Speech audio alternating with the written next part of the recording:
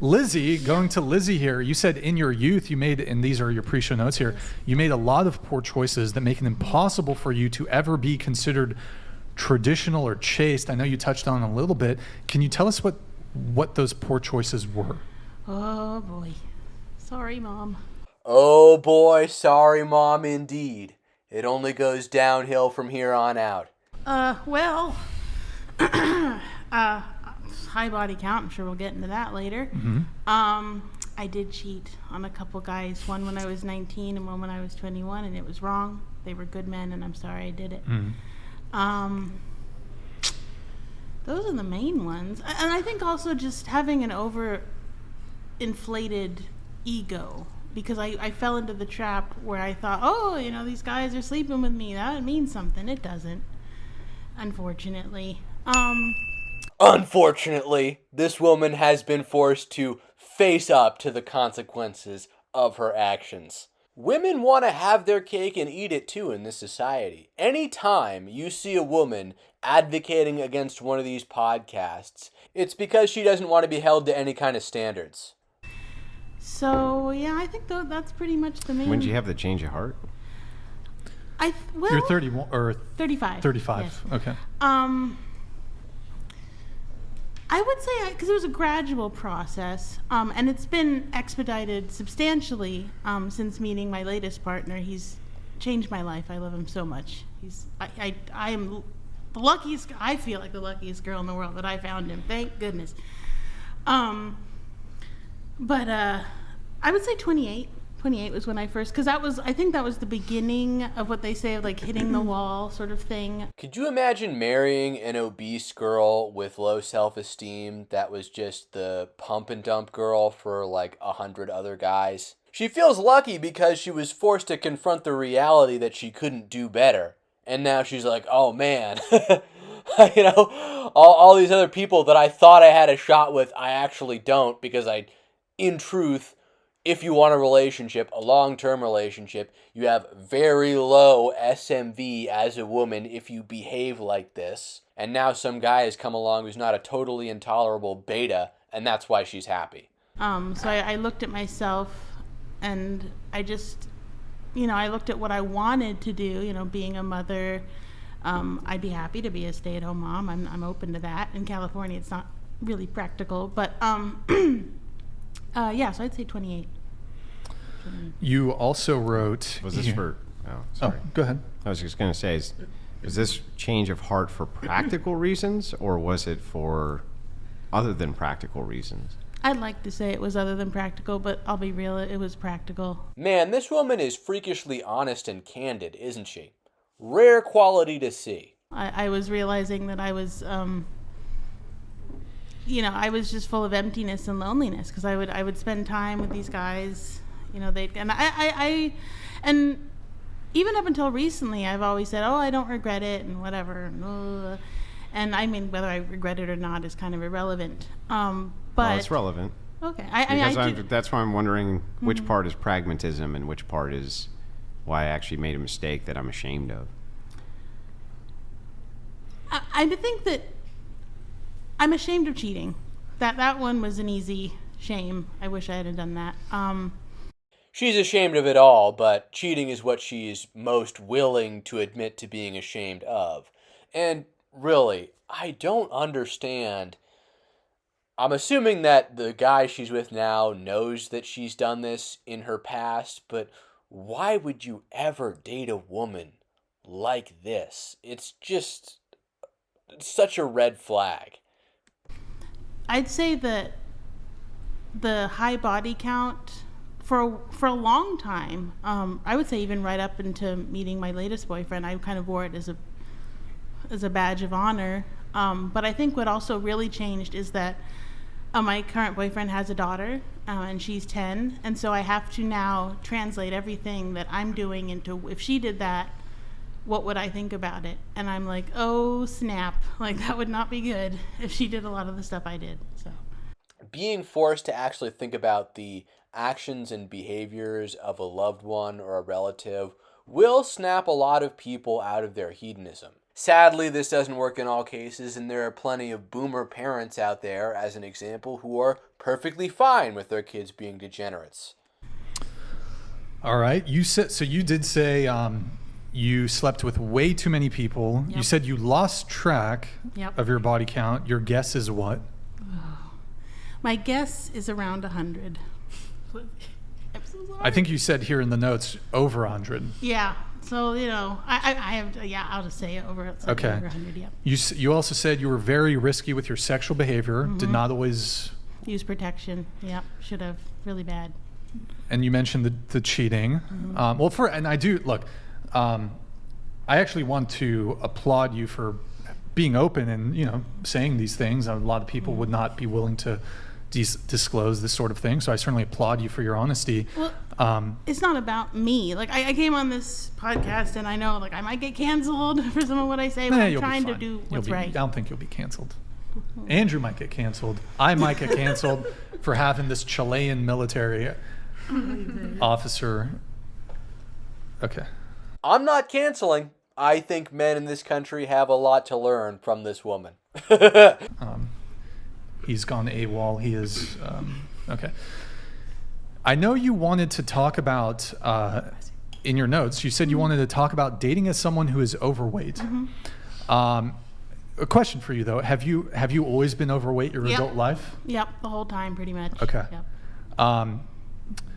Is there anything specific that you wanted to? Because you said you'd like to discuss dating as your words, not mine. Dating as a fat woman. Yeah.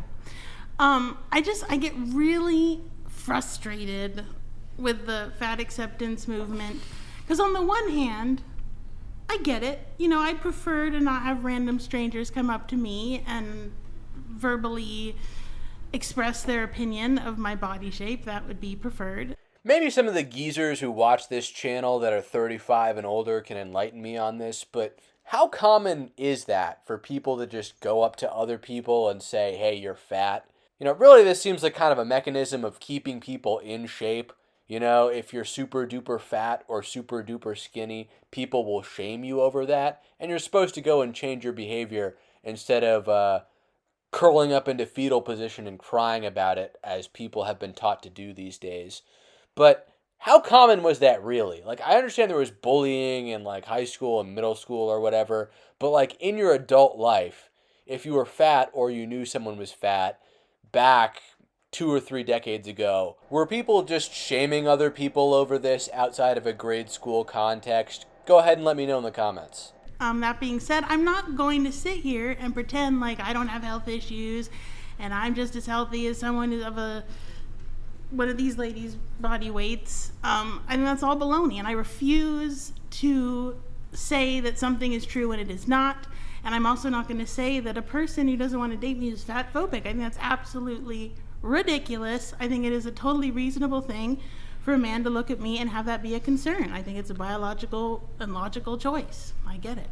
You know what? For once, without a hint of irony at all, that was a very stunning and brave response. Don't you think too when you're talking about the fat shame thing, that it's not about random strangers approaching heavy women in the street and talking smack to them. That's not really what it is. It's just a matter of what society wants to push towards as a standard or as something which is promoted.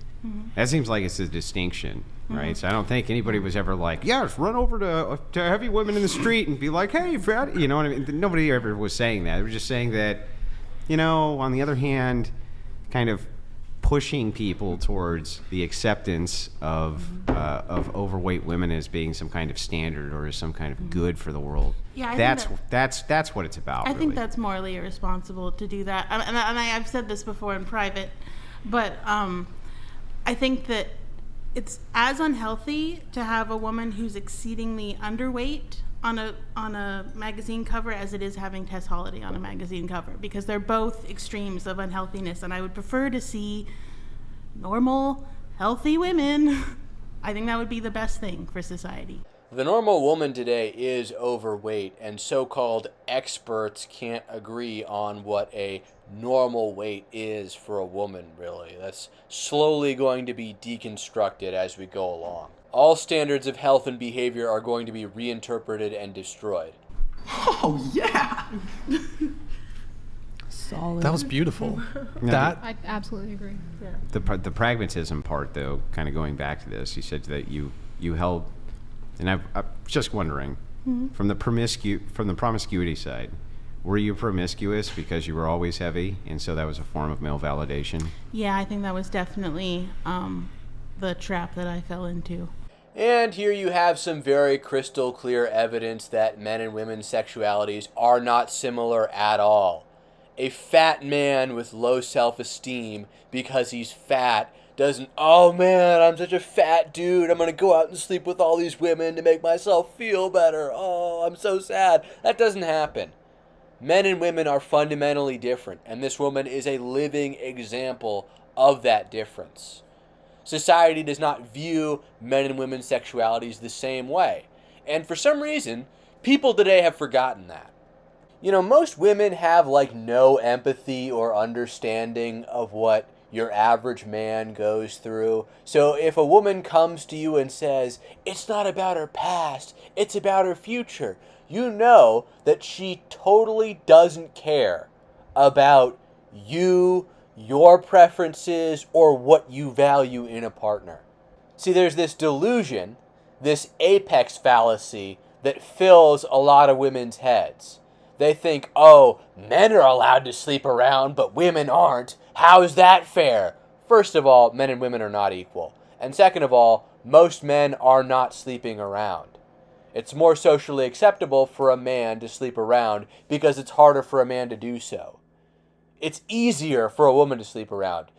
Case in point, this overweight, emotionally damaged woman was able to rack up 100 partners, plus, probably.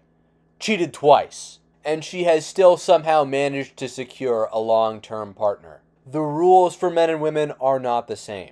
Yeah. And is that why you wore that as a badge of honor? Yes, I think so. Yeah.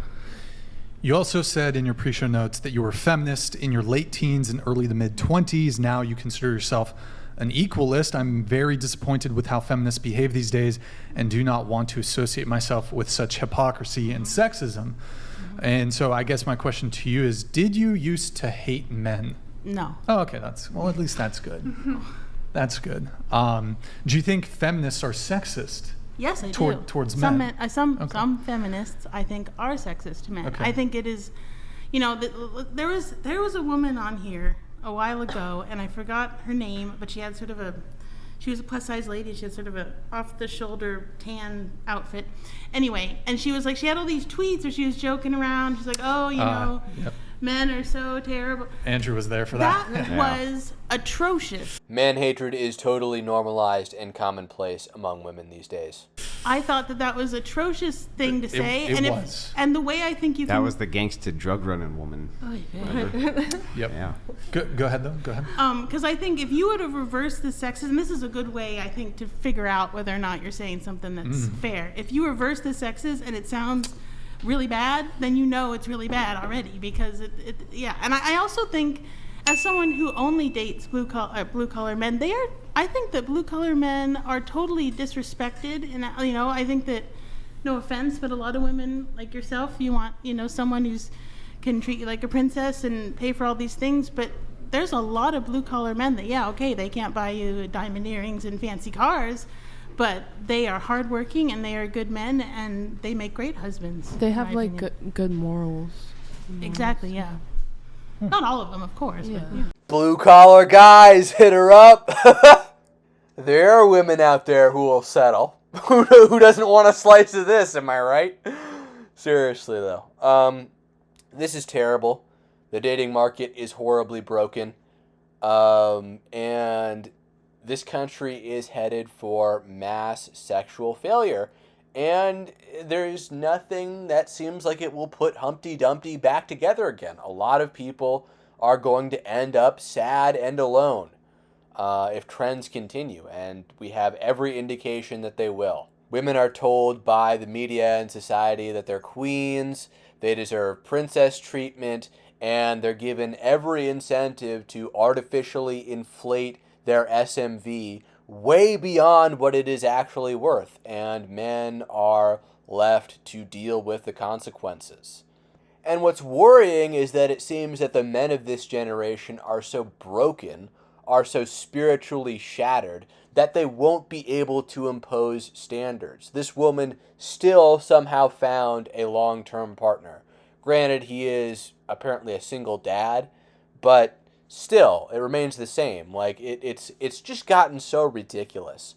Women can't fix things on their own. Women can't be expected to behave in responsible ways. So it's our duty as men to improve on our own, to improve our own social standing, to get that bag, as they say, to money max, to self-improve, to gain confidence. Because men are the only ones who can fix this society. Men with backbone. Women can't do it. Women are incapable of doing it. Consider following me on Twitter. Link will be in the description. Also, subbing to my Patreon or something like that. If you really like this channel, please share it. That's the #1 way you can help me. And Red Channels will catch you in the next one.